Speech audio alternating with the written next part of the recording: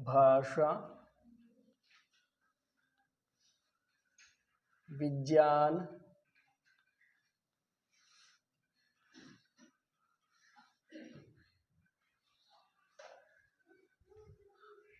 कक्षा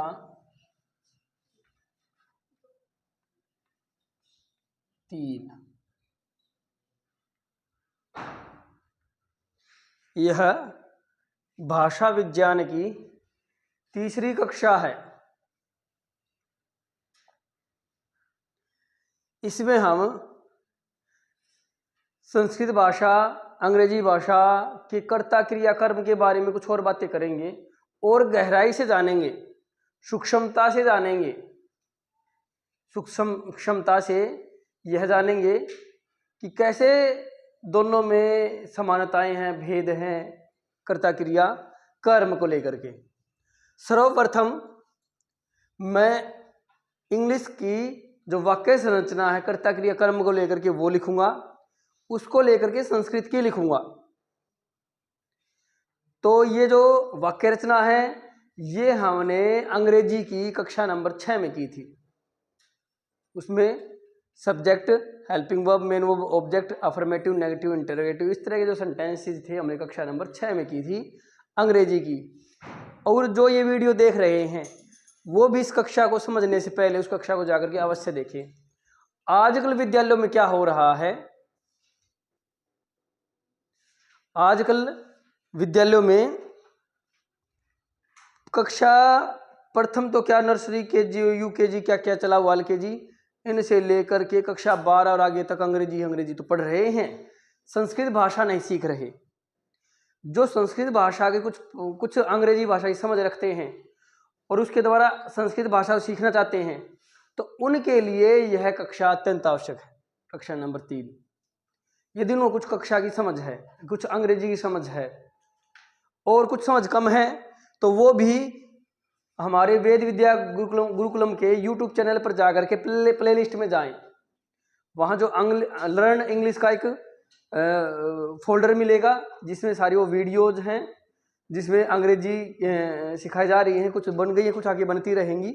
तो उसमें जाकर के वीडियो जो 6 नंबर वीडियो है, पहली 5 तो लेख की है, अपना सुंदर लेख अंग्रेजी में कैसे बनाए, कर्सिव राइटिंग के बारे में है। लेकिन जो कक्षा 6 है उसमें subject, helping verb, main verb, जो वाक्य संरचना अंग्रेजी की उससे वाक्य आरंभ हो जाती है, बिल्कुल नीचे से लेकर के आए हैं और आगे उस पर वीडियो बनेगी। उसी प्रकार उन्हीं वो जो नीचे से वहां शुरुआत की उन्हीं को ध्यान में रखते हुए, उन्हीं को अपनी दृष्टि में रखते हुए, मस्तिष्क में रखते हुए संस्कृत वैसा ही वैसे संस्कृत में क्या क्या होता है, वाक्य संरचना, क्या समानताएं हैं, क्या अंतर है, क्या एक जैसी बातें हैं, क्या अलग बातें हैं, समानताएं और भेद, तो दोनों की तुलना इस वीडियो में की जाएगी। तो आप इसको ध्यान से देखेंगे। संस्कृत को इतनी अंग्रेजी पढ़ने वाले जो अंग्रेजी पढ़ते रहते हैं और संस्कृत भाषा को समझने के लिए उनके लिए वीडियो बहुत ही अच्छी रहेगी, लाभकारी रहेगी। पहले मैं अंग्रेजी का वाक्य लिखता हूं, अंग्रेजी का सेंटेंस स्ट्रक्चर लिखता हूं, वाक्य संरचना लिखता हूं। हमने अंग्रेजी की एक जो अफर्मेटिव सेंटेंस स्ट्रक्चर है वो देखा। उसमें क्या था, सब्जेक्ट,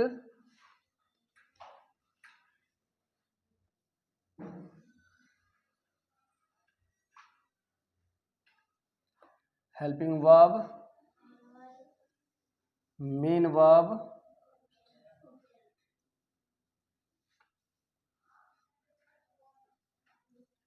और ऑब्जेक्ट। ये स्ट्रक्चर है। हमें पता है जो सब्जेक्ट होता है वो कौन होता है, कर्ता, हो गया कर्ता। मेन वर्ब मुख्य क्रिया, वर्ब माने क्रिया, मेन माने मुख्य, तो मुख्य क्रिया। और ये हो गई सहायक क्रिया।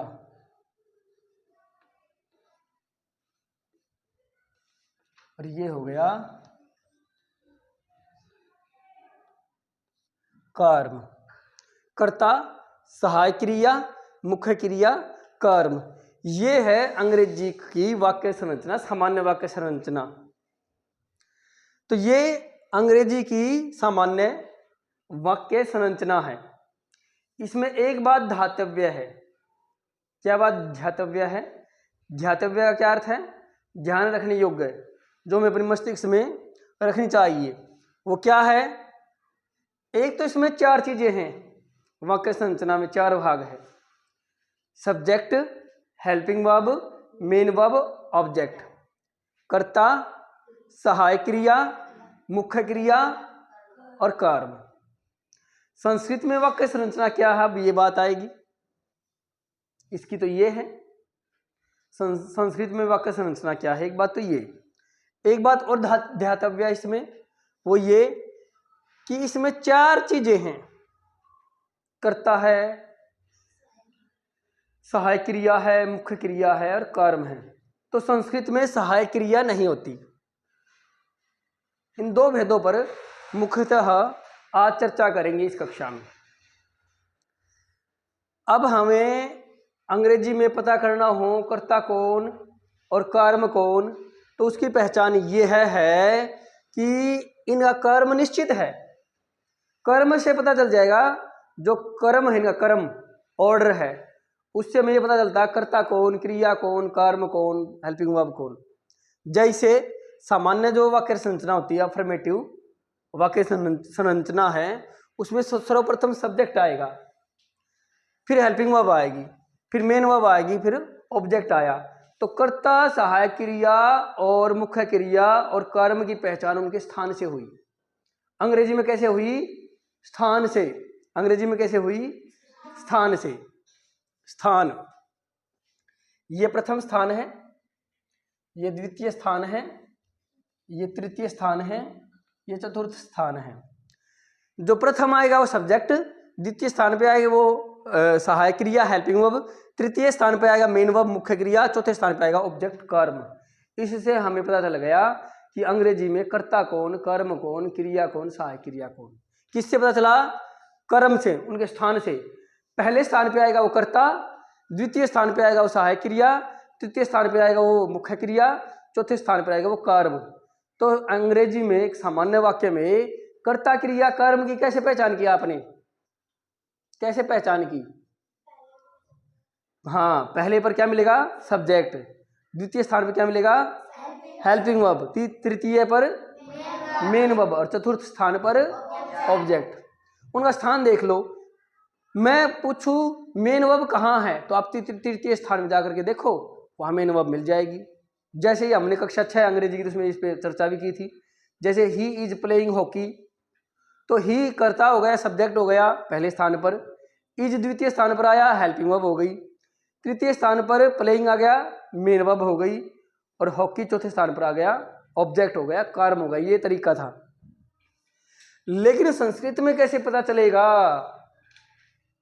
कि उसमें कोई कर्म है नहीं है? एक बात तो मैंने बताई कि सहायक क्रिया होती नहीं संस्कृत में। संस्कृत में सहायक क्रिया नहीं होती। संस्कृत में कर्ता होगा, क्रिया होगी, कर्म होंगे। संस्कृत में क्या होगा? कर्ता, क्रिया, कर्म। क्या नहीं है? सहायक क्रिया नहीं है। संस्कृत में क्या नहीं है? एक बात तो सहायक क्रिया नहीं है, दूसरी बात कर्ता है, क्रिया है, कर्म है। अब कर्ता, क्रिया, कर्म की संस्कृत में पहचान कैसे होगी? तो संस्कृत में जो शब्द है उनको 2 भागों में बांटो। शब्दों को 2 भागों में बांटो। एक होते सुबंत, एक होते तिङंत। सुबंत और तिङंत 2 भागों में बांटो। तिङंत होते क्रियावाची शब्द।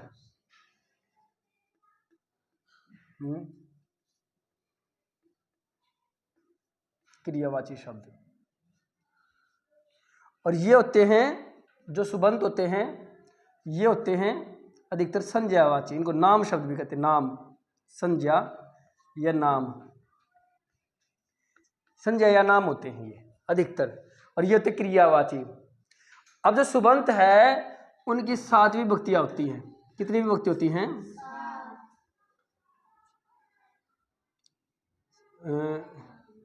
7 विभक्ति होती हैं।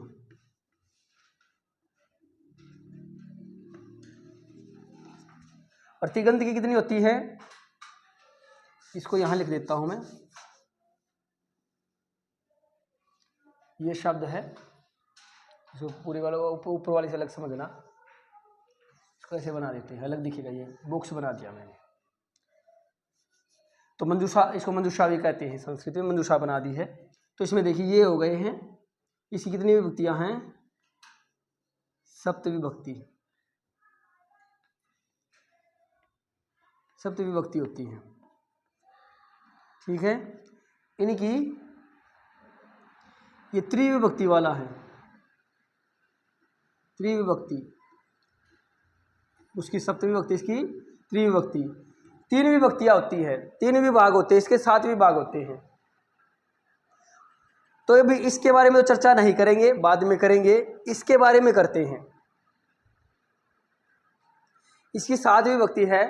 जैसे राम है, राम, या बाला है, विद्यार्थी कहते बाल है, तो प्रथमा एक वचन बाल है, द्वितीया बालम हो गई, बाल और बालम। ये ऐसा है जैसे बॉय और ये भी बॉय। अंग्रेजी में दोनों एक जैसे दिखाई देंगे, अंग्रेजी में दोनों एक जैसे दिखाई देंगे, लेकिन संस्कृत में बाल है, बालम। यदि बाल है इसका अर्थ वो प्रथमा विभक्ति है, और यदि बालम है तो इसका अर्थ वो द्वितीया विभक्ति है। यदि प्रथमा विभक्ति है तो इसका अर्थ वो कर्ता है। क्या है वो? कर्ता है। और द्वितीया विभक्ति तो क्या है? कर्म है। तो संस्कृत में आप ये बताइए, कर्ता और कर्म कैसे पहचाने गए? विभक्तियों से। कैसे पहचाने गए संस्कृत में? विभक्तियों से। यदि प्रथमा विभक्ति आई तो क्या है? कर्ता, और द्वितीय विभक्ति आई तो कर्म। ये रूप होते हैं, रूप पहचाने पड़े। जैसे बाल है प्रथमा विभक्ति, पुरुष प्रथमा विभक्ति। ऐसे ही और भी शब्द हैं, जैसे नृपः, राजा कहते हैं नृपः प्रथमा विभक्ति, विद्यालयः प्रथमा विभक्ति। तो रामः, आपके भी अधिकतर नाम जैसे पुलकितः, परीक्षितः, किसी का भी देख लो, सागरः, अनुजः, सत्यमः। तो ये जो आपके नाम है, अनीशः, आशीषः, ये सब उसके उदाहरण हैं। किसके? प्रथमा विभक्ति के। प्रथमा विभक्ति में आकार मिलेगा, अंत में जो अकारांत शब्द होंगे उनका आकार मिलेगा, और 2 ये जो विसर्ग हैं, पीछे 2 बिंदी विसर्ग है, विसर्ग मिलेंगे। ये पहचान है रूप की, प्रथमा एकवचन की। लेकिन द्वितीय विभक्ति में क्या मिलेगा? ये मकार मिलेगा। विसर्ग किस स्थान पर क्या मिलेगा? मकार मिलेगा। जैसे नृप का निरुपम, पुरुष का पुरुषम, विद्यालय का विद्यालयम, आपके नाम है। यदि प्रथमा विभक्ति कहें तो आशीषः, द्वितीय विभक्ति कहें आशीषम। प्रथमा विभक्ति जैसे आप हर कोई, मैं आपकी ओर इशारा करूंगा, आपको अपने नाम के साथ अपने नाम की प्रथमा और द्वितीय विभक्ति बतानी है एक वचन में। ये एक वचन में ही है, अभी द्विवचन तो मैंने लिखा ही नहीं है। एक वचन में आपको अपने नाम की प्रथमा और द्वितीय विभक्ति बतानी है। उदाहरण के तौर पर मेरा नाम है संदीपन, तो अहम संदीपनः अस्मि, संदीपनो अस्मि, संधि से ऐसे हो जाएगा। तो प्रथमा हो गई संदीपनः, प्रथमा विभक्ति, कर्ता विभक्ति, और द्वितीय क्या हो गई? संदीपनम। ऐसे ही आपको बताना है। उदाहरण दे दिया मैंने अपना, से अनीशः प्रथमा विभक्ति, आप बताओ प्रथमा विभक्ति अनीशः, द्वितीय विभक्ति अनीशम। तो मैं इशारा करूंगा, आपको अपने नाम के ऐसे ही प्रथमा विभक्ति और द्वितीय विभक्ति बतानी है। ठीक है, बताएंगे। इतना कार्य करना है आपको। इतना कार्य करेंगे तो आप संस्कृत में कर्ता, कर्म और फिर क्रिया की भी चर्चा करेंगे, इनको समझ जाएंगे। चलिए मैं पूछता हूं, तैयार हैं सभी? हाँ जी। बताइए जी, आप खड़े होइए अपने नाम की कर्ता विभक्ति और कर्म विभक्ति बताइए। प्रथमा द्वितीया। यश प्रतापः कौन सी विभक्ति हो गई ये? प्रथमा। द्वितीया बताइए। यश प्रतापम। चलिए बैठिए, ऐसे बिल्कुल सरल है ये। और अपने नाम की प्रथमा द्वितीया विभक्ति बताएंगे, बताइए।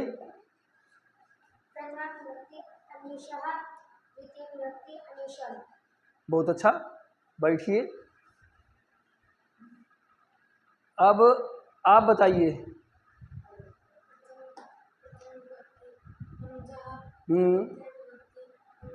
ठीक है, प्रथमा अनुजः, द्वितीया अनुजम।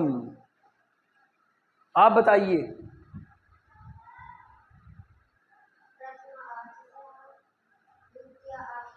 ठीक है, बैठिए। आशीषः, आशीषम। आप बताइए जी।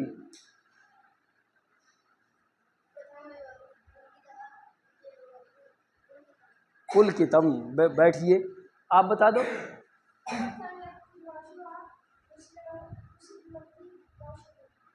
अब इन्होंने वासुवह वासुवम ऐसा कह दिया, ऊ है अंत में, तो पर ऊ है, सबके अंत में ए था, इनके अंत में ऊ है, तो वासुहु वासुम, वासुहु वासुम।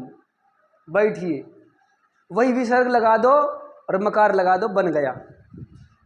ठीक है, राम जी आप बताइए।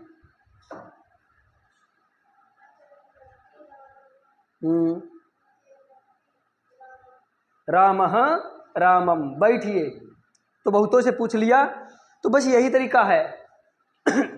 तो प्रथमा विभक्ति क्या हो गई? कर्ता। क्या हो गई? कर्ता विभक्ति हो गई। और द्वितीया कर्म, हर किसी की। लेकिन ये एक वचन में है।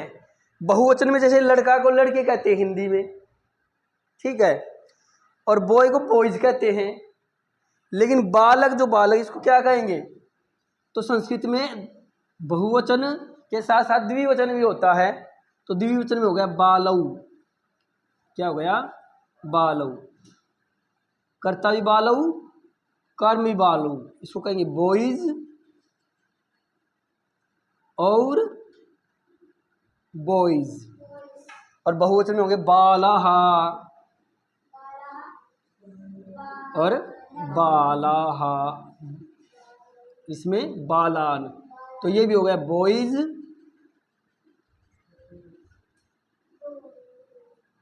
बॉयज। अब देखिए, इसमें तो दो ही शब्द है, बॉय और बॉयज अंग्रेजी में, एक वचन बहुवचन। अब उस बॉयज को आप स्थान से जानेंगे। यदि वो सब्जेक्ट के स्थान पे आया तो सब्जेक्ट पहले स्थान पर आया, चौथे स्थान पर आया तो ऑब्जेक्ट, वही बॉय, उसको एक वचन में ले आओ या द्विवचन बहुवचन में ले आओ। लेकिन संस्कृत में ऐसा नहीं है। बाला करता है स्थान पे तो आपको बालह, कर्म का बालम। चलिए, तो ये बन गया। देखिए, ये प्रथमा विभक्ति होगी बालह, बालऊ, बालाह। एक बालक, यदि एक बालक कार्य कर रहा है तो बालह, और दो कर रहे हैं तो बालऊ, और कई कर रहे हैं तो बालाह। ऐसे ही एक बालक कर्म बनेगा। एक बालक को बताया, एक बालक को पढ़ाया तो बालम, दो बालकों को पढ़ाया बालऊ, कई बालकों को पढ़ाया बालान। यहाँ बालक कर्म बन गए। चलिए, आप ऐसे समझिए।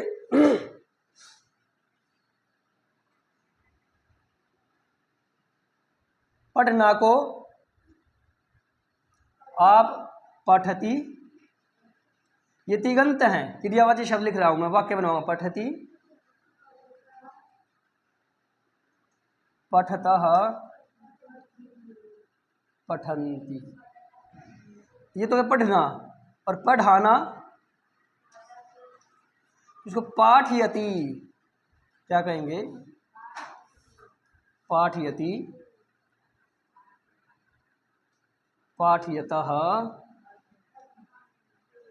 पाठयन्ति। इस क्रिया से पहले मैं वाक्य बनवाऊंगा, उससे पहले उसमें और अंतिम ये कर्ता क्रिया कर्म की तुलनात्मक बात करेंगे, अंग्रेजी की और संस्कृत की। इसमें एक बात देखिए, मैंने आपको बताया जैसे बालक है तो एक बालक बालह, दो बालक बालऊ, बहुत सारे बाला। इसमें भी एक बालक बालम, दो बालक बालौ और बहुत सारे बालान। लेकिन इसमें अंतर क्या है? प्रथमा विभक्ति तो बाला है, बालौ बालाहा, एक बालक दो बालक बहुत सारे बालक। द्वितीय विभक्ति भी एक बालक दो बालक बहुत सारे बालक, एक दो बहुत सारे, एक दो बहुत सारे। प्रथमा विभक्ति में भी एक दो बहुत सारे, द्वितीय विभक्ति में भी एक दो बहुत सारे। फिर अंतर क्या? अंतर ये है कि प्रथमा विभक्ति कर्ता बनेगी कर्तृवाचक वाक्यों में, और द्वितीय विभक्ति क्या बनेगी? कर्म बनेगी। ये हो गई हमारी पूरी की पूरी जो विभक्ति है, ये पूरी की पूरी हो गई सब्जेक्ट।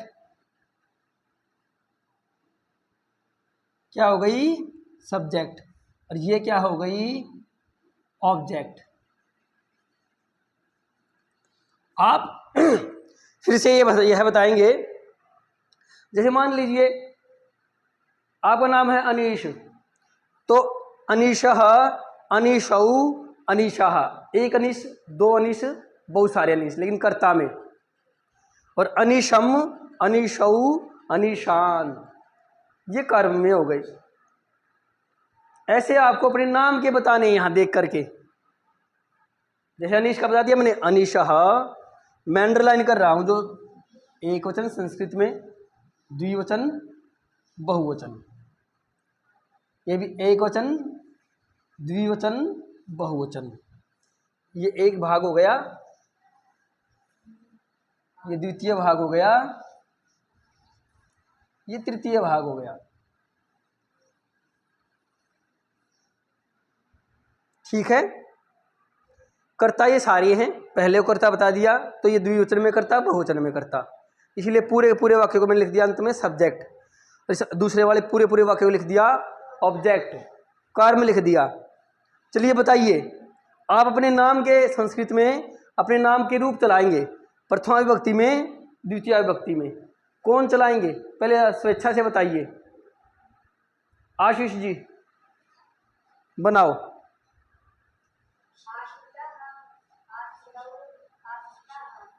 आशीषाः, आहा, आगे। आशीषम, आशीषौ, ठीक है। आशीषान, बैठिए, आप बनाइए। अनीशः, अनीशौ, अनीसा, अनीशाः, अनीशम, अनीशौ, अनीसान। ठीक है। और कोई? प्रयास करेंगे, पुलकित जी खड़े होइए, प्रयास करिए। ठीक है, बहुत अच्छा, बैठिए, हाथ खड़ा नहीं किया, कितना सुंदर। राम जी, आपके तो नाम के रूप चलते हैं संस्कृत में, बोलिए। रामः, अपने नाम का, अपने नाम का। ठीक है, रामान, बैठिए। और कोई? हर्ष जी, चलो बताइए।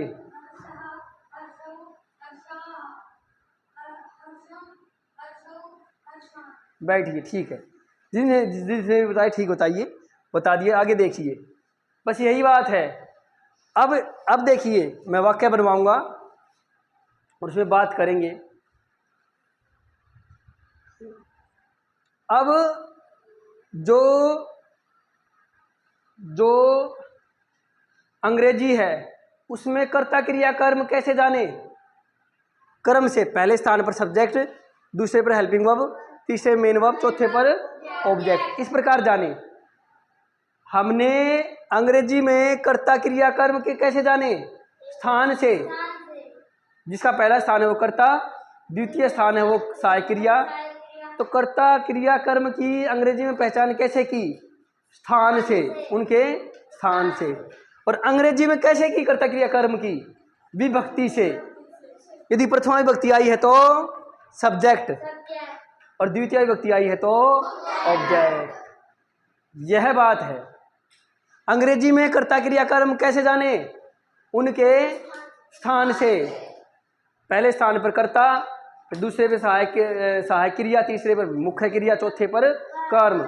हमने ये अंग्रेजी की जो कक्षा 6 है उसमें किया भी था SHMO। कैसे याद रखा था? SHMO, SHMO। पहले स्थान पर H, दूसरे पर H, तीसरे पर M, चौथे पर O। तो SHMO। S का क्या अर्थ है? S for subject, H M O, ऐसे जाने थे हमने अंग्रेजी कक्षा में। लेकिन संस्कृत में ये कर्म नहीं है कि पहले पर कर्ता आएगा, द्वितीय पे कर्म आएगा या क्रिया आएगी, ऐसा संस्कृत में कर्म नहीं है। संस्कृत में तो कहीं लिखो कर्ता को वाक्य में, कहीं लिखो कर्म को, कहीं लिखो क्रिया को, कहीं लिखो, बस आपको क्या है संस्कृत में उसका वो पता होना चाहिए कि यदि वो प्रथमा विभक्ति आई है तो वो क्या होगा? कर्ता बनेगा, द्वितीय विभक्ति है तो कर्म बनेगा। उदाहरण के तौर पे बताता हूं। अब मैं विशेष उदाहरण लिखता हूं। पहले अंग्रेजी का एक वाक्य लिखूंगा। अब जैसे मैंने बालः लिखा, अध्यापक लिखूंगा या शिक्षक लिखूंगा तो शिक्षकः, शिक्षकौ, शिक्षिका रूप चला लेंगे। शिक्षकम, शिक्षकौ, शिक्षकान्। चलिए देखिए अब, अ टीचर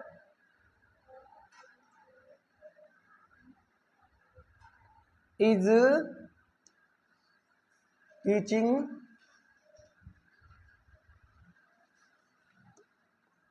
a student। ये जो आ गए ना, ये आर्टिकल हैं। संस्कृत में आर्टिकल भी नहीं होते, ये आर्टिकल्स होते हैं, तो फिर चर्चा करेंगे। संस्कृत में आर्टिकल्स भी नहीं होती। ये वाक्य है। अब इसमें पहले स्थान पर कौन आया? अ टीचर, द्वितीय पर, तृतीय पर टीचिंग और चौथे पर अ स्टूडेंट। तो ये हो गया S, ये हो गया H, ये हो गया M, ये हो गया O। SHMO। संस्कृत में इसी बात को बताना हो तो शिक्षकः, शिक्षकः बालम पाठयति, बालम पाठयति। तो शिक्षकः बालम पाठयति, शिक्षक बालक को पढ़ाता है। अब बालम को आगे भी कर सकते हैं, बालम शिक्षकः पाठयति, ऐसे भी लिख सकते हैं और ऐसे भी लिख सकते हैं, बालम पाठयति। शिक्षक पहले स्थान पर, द्वितीय स्थान पर, तृतीय स्थान पर। देखो, लेकिन ये यहां पर भी करता है, यहां पे भी करता है, यहां पर भी करता है। बालम यहां पे भी कर्म है, यहां पे भी कर्म है, यहां पे भी कर्म है। कैसे ये पता चला कि ये कर्ता कर्म है? शिक्षक में कौन सी विभक्ति है? प्रथमा। इसमें भी प्रथमा, इसमें भी प्रथमा। तो इसमें प्रथमा विभक्ति, इसको कहीं रखो, ये करता ही रहेगा। और बालम में कौन सी विभक्ति है? द्वितीया। तो यहां रखो, यहां रखो, यहां रखो, कहीं पे भी रखो। बालम में द्वितीय विभक्ति ही, जब तक इसमें द्वितीय विभक्ति है ये कर्म है, ये ऑब्जेक्ट है। अब इसमें जो शिक्षक है वो सब्जेक्ट है और बालम है वो ऑब्जेक्ट है, पाठयति क्रिया है। लेकिन इसका उल्टा आप यहां करो, a teacher is teaching student. अब स्टूडेंट को आगे कर दो, ए टीचर को पीछे कर दो। A student is teaching a teacher, तो कर्ता अब अ स्टूडेंट हो गया। विद्यार्थी अध्यापक को पढ़ा रहा है। अभी तो अर्थ है कि अध्यापक पढ़ा रहा है विद्यार्थी को। अब स्टूडेंट को आगे ले आओ, टीचर को पीछे लेके जाओ, तो अर्थ हो गया स्टूडेंट पढ़ा रहा है विद्यार्थी को। जो यहां आ जाएगा वो कर्ता बन जाएगा। जब टीचर यहां पर आया तो टीचर कर्ता बन गया, जब स्टूडेंट यहां पर आया तो स्टूडेंट कर्ता बन गया। जब टीचर यहां पे लिख देंगे तो टीचर पढ़ा रहा है, और स्टूडेंट को आगे लिख देंगे तो स्टूडेंट पढ़ा रहा है। किसको? जिसको यहां लिखोगे। यदि हमने यहां स्टूडेंट लिख दिया, टीचर यहां लिख दिया, तो यहां पढ़ा रहा है किसको? यहां जिसको लिख दिया टीचर को। तो जिसको यहां लिखोगे वो पढ़ाएगा, और किसको पढ़ाओगे? जिसको यहां लिखेंगे। तो ये इसका कर्म आप बिगाड़ नहीं सकते। लेकिन संस्कृत में ऐसा नहीं है। जब तक उसमें प्रथमा विभक्ति है उसको कहीं रखो, वो कर्ता ही रहेगा, और जब तक उसमें द्वितीय विभक्ति है उसको कहीं रखो वो कर्म ही रहेगा। एक बात। दूसरी बात और ध्यान दीजिए, एक और विशेष बात बताता हूं। आप ऐसे भी नहीं लिख सकते a teacher is teaching a student. आप ऐसे नहीं लिखते a teacher teaching is a student. Is को यहां नहीं लेके जा सकते, ये ऐसे नहीं लिख सकते a teacher teaching a student is. Is का स्थान फिक्स है, आप इसको बदल नहीं सकते। इसी प्रकार इसको भी ऐसे नहीं कर सकते teaching a student, teaching a teacher is student. Teaching को आगे नहीं लेके आ सकते। या फिर teaching is a teacher student, ऐसे नहीं कर सकते। A teacher teaching a teacher is a student teaching, वहां नहीं कर सकते। टीचिंग का यही तीसरा स्थान, आप बदल नहीं सकते। इनके स्थान निश्चित हैं, कर्ता का भी, सहायक क्रिया का भी, मुख्य क्रिया का भी और कर्म का भी, लेकिन इसमें आप स्थान बदल सकते हैं। तो आज हमने ये कुछ बातें जानी। अब ये पाठयति आया या पाठयता आया, पाठयंती आया, ये क्यों आए तो अगली कक्षा के विषय हैं। अभी हमने इतना ही जाना कि ये जो कर्ता क्रिया कर्म है अंग्रेजी में किस प्रकार होते हैं, संस्कृत में क्या किस प्रकार होते हैं, क्या समानताएं हैं, क्या अंतर हैं। मैंने ये जो वाक्य संरचना है उसमें दो भेद मुख्य बताए आज। एक भेद ये बताया कि ये जो इसमें जो चार चीजें हैं, कर्ता, सहायक क्रिया, मुख्य क्रिया, कर्म, तो संस्कृत में मुख्य क्रिया नहीं, ये सहायक क्रिया नहीं होती, केवल कर्ता, मुख्य क्रिया, कर्म होते हैं। एक बात।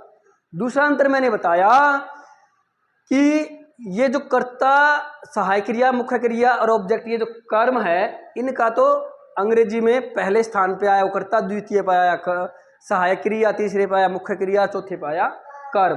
लेकिन संस्कृत में कर्म नहीं है निश्चित। जिसमें प्रथम विभक्ति है वो कर्ता बनेगा, जिसमें द्वितीय विभक्ति है वो कर्म बनेगा। उसको वाक्य में कहीं पर भी रखिए, उसका पता चल जाएगा। तो ये हमारी आज की ये क्रिया। अच्छा, ये ध्यान रखना, लेकिन ये कौन होते हैं कर्ता और कर्म? ये सुबंत पद होते हैं, ये ध्यान रखना, जिनकी सातवीं विभक्ति होती है। और वो तिगंत क्या है? ये तिगंत है।